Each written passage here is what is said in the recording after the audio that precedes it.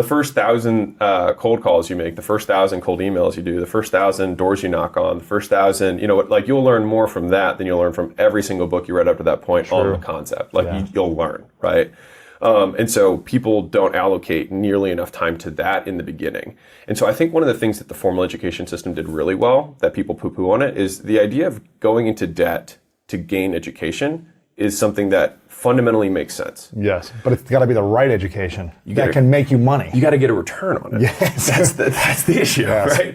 You have to get a return on it because the idea of borrowing from a future self that can make more money to pay for the thing that you're getting the skill for makes total sense. I think Elon was saying something about how Neuralink in the future, it's going to be such a competitive advantage that they could price it at whatever they want, because once you have it, you'll be so much more able than anyone who doesn't have it that you could so easily pay off the price of the thing. That's how it should work conceptually, right? Crazy. So education is supposed to work. Yes. And so this is the simplest example that I have. So a friend of mine has a 17-year-old daughter. She got a job at a bowling alley and she makes minimum wage. And he said, why don't you become a phlebotomist? And she was like, well, I don't want to spend the money. He's like, it's $500 and it's a 2-day certification. And then after you have that, you make $25 an hour.